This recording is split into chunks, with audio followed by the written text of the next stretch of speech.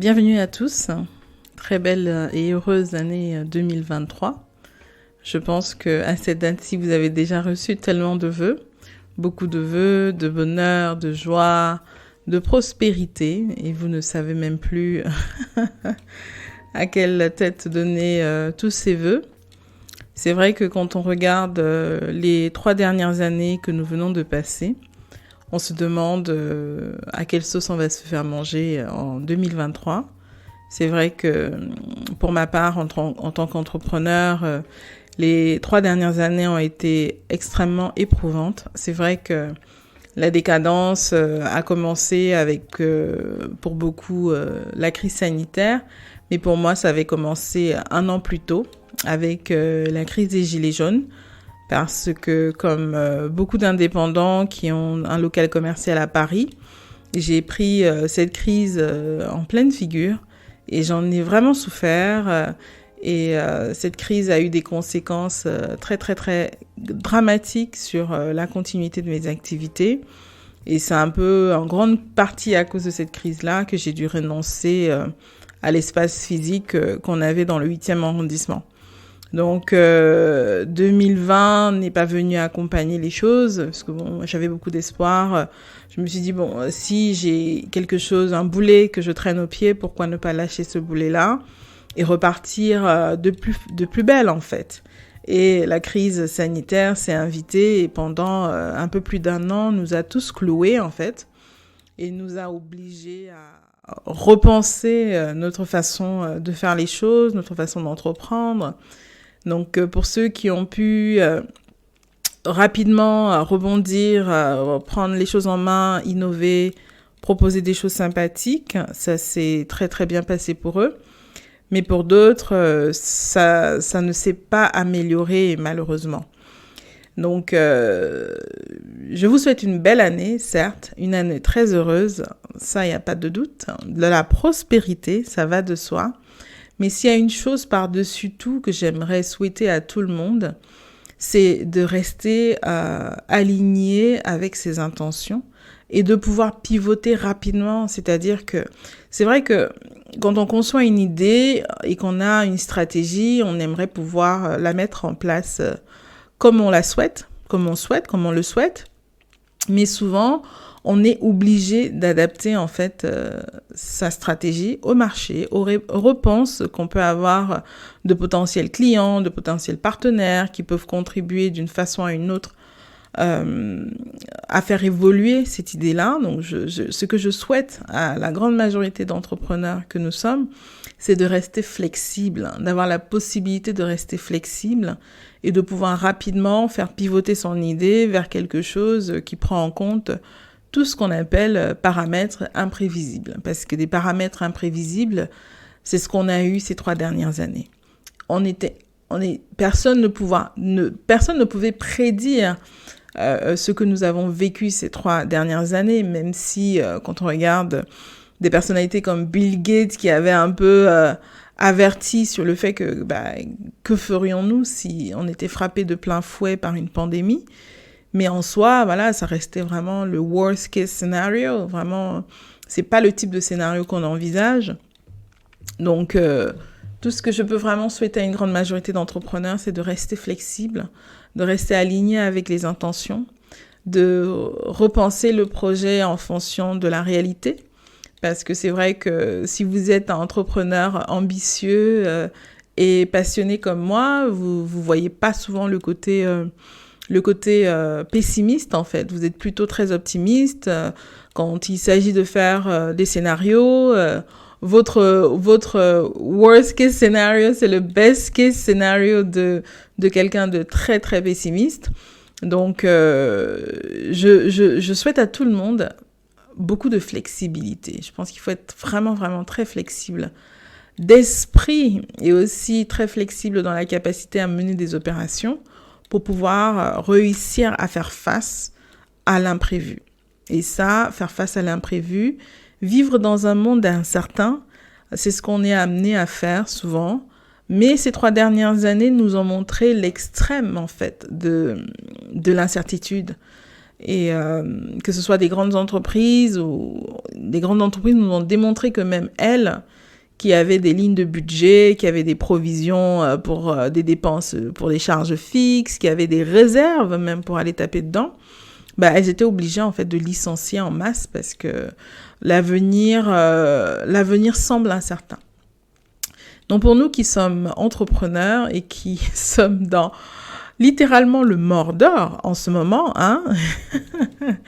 pour ceux qui reconnaîtront la référence, il va falloir tenir le cap. Il va vraiment falloir tenir le cap.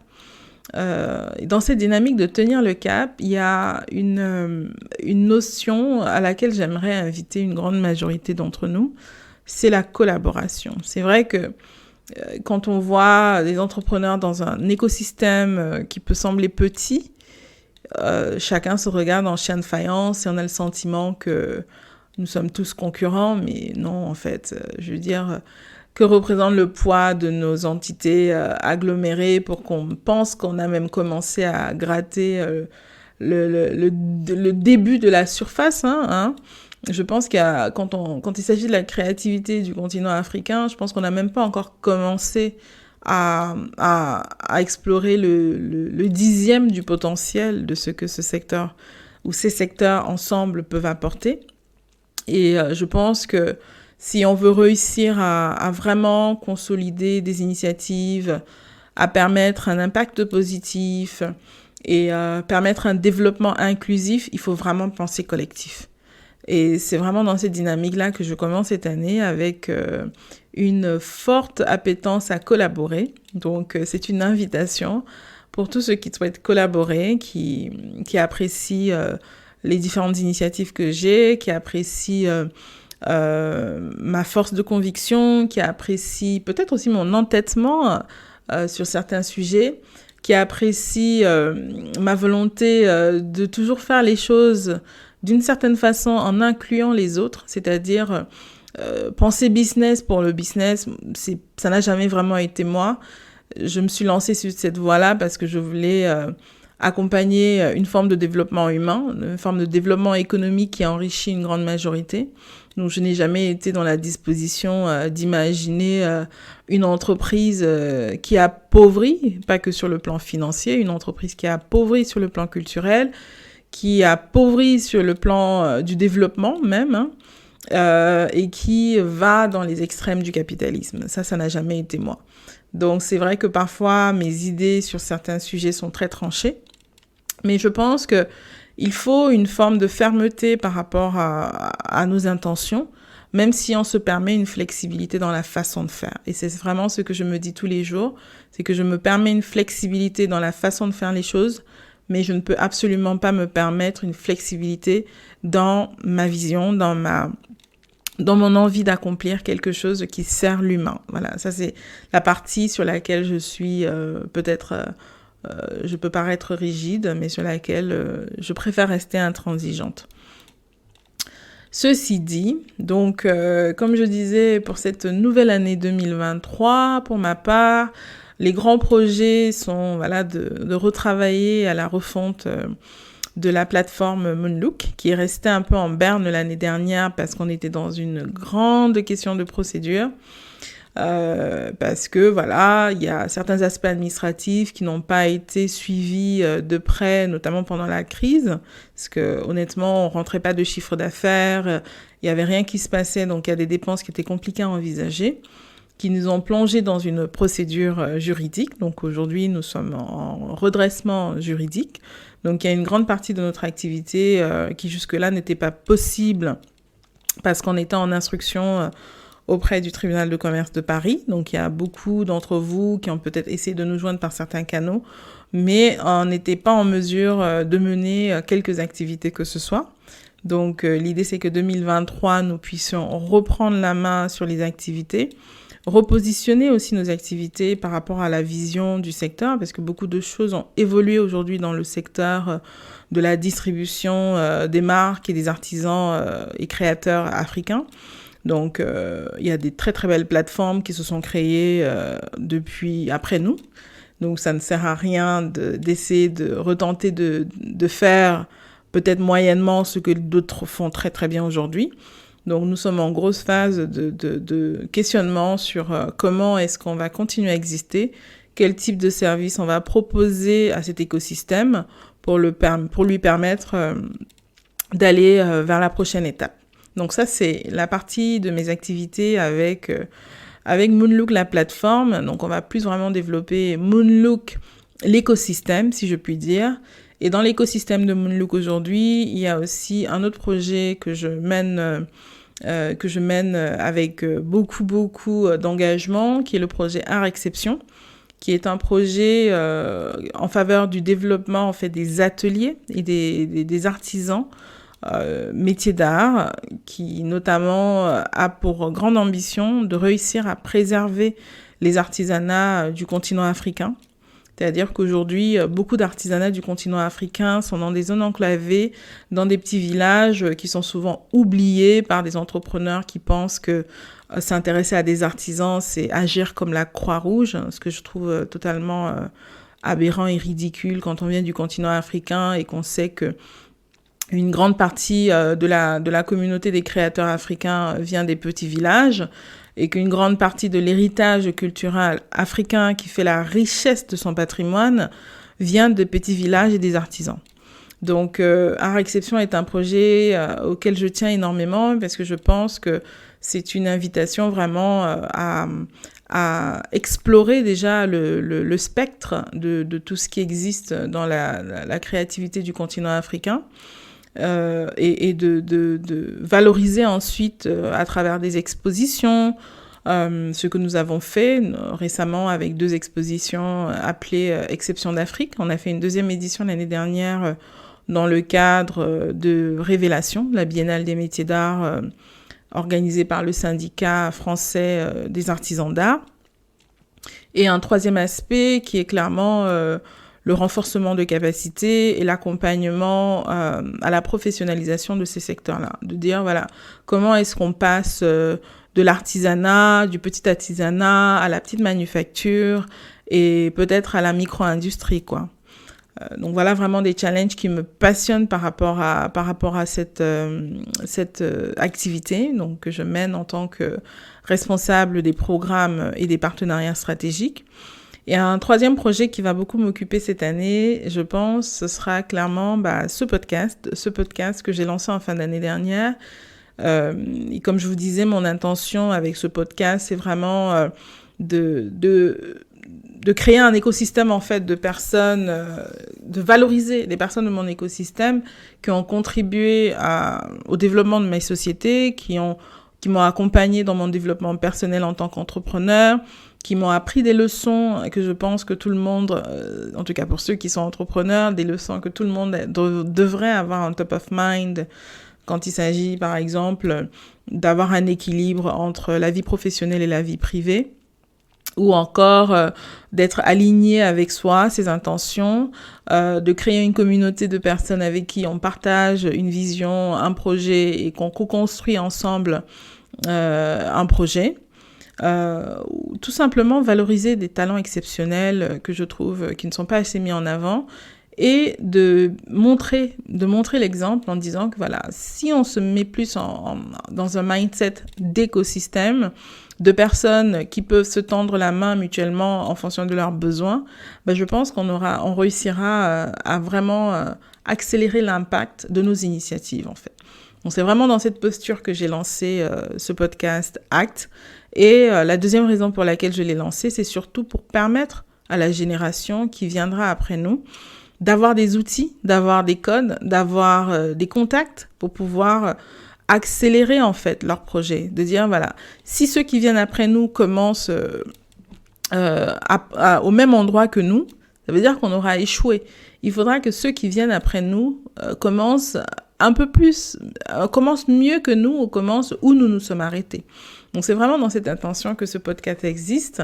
Et mon gros challenge cette année, ce sera vraiment de réussir à construire cette famille, cette communauté ACT de personnes bienveillantes qui ont envie de collaborer ensemble pour construire quelque chose qui est inclusif, pour construire des projets qui sont inclusifs, des origines, d'une diversité de vision, d'une diversité sociale aussi, parce que je pense que c'est aussi comme ça qu'on peut réussir à créer un meilleur impact, pas seulement social, mais même un meilleur impact économique. Donc voilà un peu mes différents projets pour cette année. Ça peut sembler dense, mais il y a d'autres projets qui sont un peu encore à l'état d'embryon, dont je peux pas parler parce que ce serait prématuré. Je ne saurais pas vous les présenter comme il faut. Donc je préfère qu'ils avancent avant que je ne puisse vous en parler. Je pense que je vais peut-être pouvoir en parler d'ici le mois de mars, voire le mois d'avril. Et aussi cette année, j'ai une série de déplacements sur le continent qui me permettront d'aller encore plus au contact de ceux que j'aimerais servir et de ceux que j'aimerais servir. Donc voilà un peu pour mon planning 2023. Pour ce qui est des résolutions, des objectifs et tout ça, voilà. Comme vous le savez, moi je vais arrêter de me mettre une pression inutile avec des objectifs. Qui sont parfois des formes de pression inutiles. J'essaye de co-construire chaque projet avec les personnes que je rencontre et j'évite dorénavant de me mettre des gros objectifs comme ça que j'ai pensé un peu dans mon coin, dans ma chambre ou dans mon bureau seul, alors que généralement la capacité à atteindre ces objectifs-là dépend de beaucoup de paramètres externes en fait. Donc c'est mieux de co-construire ces objectifs avec les personnes qui sont concernées. Maintenant, pour ce qui est des objectifs personnels qui peuvent être liés à la santé, qui peuvent être liés à la qualité de vie ou qui peuvent être liés à des habitudes saines, oui, ça, c'est des choses sur lesquelles chacun de nous a un contrôle. Mais j'ai envie de dire, il ne faut absolument pas attendre un début d'année pour s'y mettre. Parce que voilà, si l'intention, c'est d'atteindre l'objectif, je pense que souvent, on se retrouve en cours de chemin fatigué, épuisé parce que on n'y trouve pas d'autres on n'y trouve pas une forme d'accomplissement, une forme de contentement. Donc je pense que il faut vraiment plutôt lister ses intentions, lister le type d'émotion qu'on aimerait vivre et réussir dans ces intentions-là à créer des rituels. Voilà, créer des rituels qui ne seront pas juste des rituels pour cette année, mais qui seront des rituels qui vont pouvoir s'implanter dans le temps, en fait, c'est-à-dire rester dans le temps. Donc, c'est un peu ce que je disais dans l'épisode du podcast avec, que ce soit avec Valérie Ndjoumessi ou encore avec Sylvie Kouayeb, où on parlait de l'objectif. La définition de l'objectif commence par l'intention. Parce que c'est l'intention, en fait, qui va nous dire exactement à quel moment on pensera que l'objectif sera atteint. Et c'est ça qui nous permet vraiment de garder le cap. Ce n'est pas l'objectif en lui-même, ce n'est pas lui qui nous permet de garder le cap. C'est l'intention et l'émotion dans laquelle on aimerait se retrouver une fois qu'on a réalisé cet objectif-là, qui est vraiment la clé. Donc pour moi cette année, les grandes résolutions, après, c'est essayer de ne pas trop être sur les réseaux sociaux, d'être présente, mais en créant plutôt du contenu qu'en consommant trop de contenu. C'est de partager énormément ce que j'ai appris ces dernières années. C'est faire un peu plus de sport si je peux.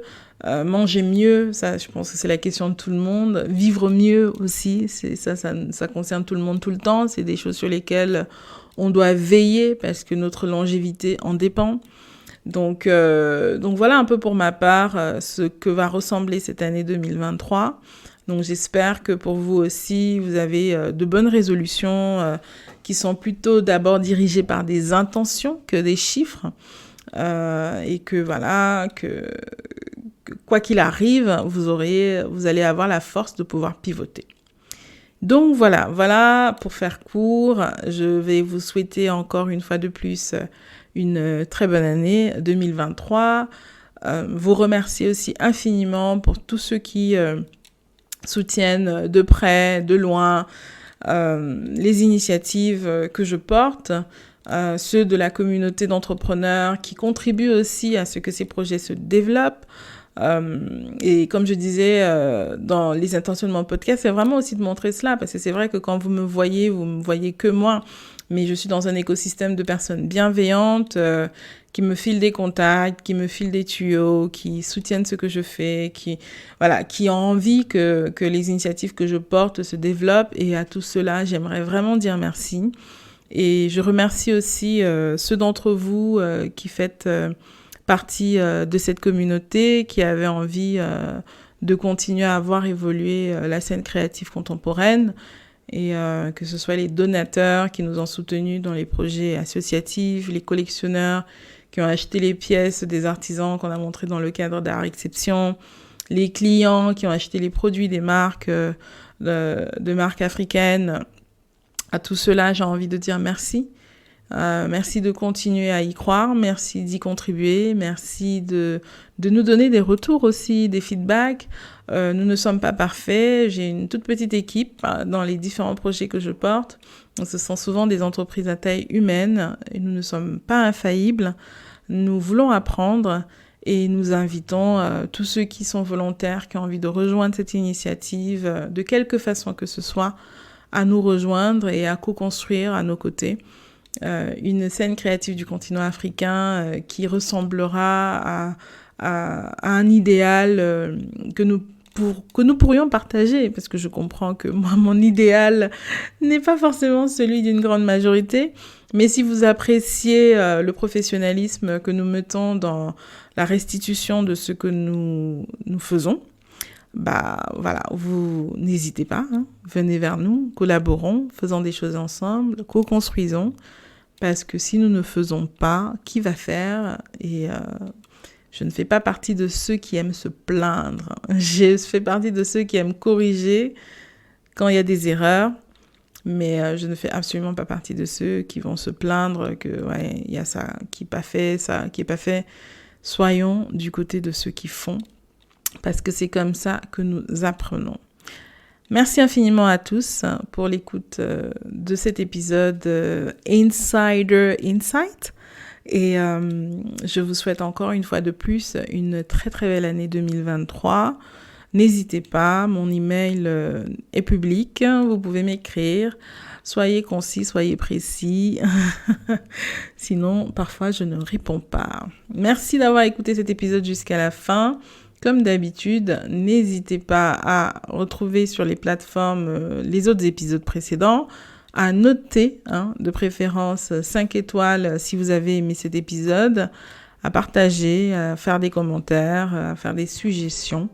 C'est comme ça qu'on s'améliore. Je vous remercie infiniment et vous souhaite une très bonne suite de votre journée. À très bientôt. Bye bye.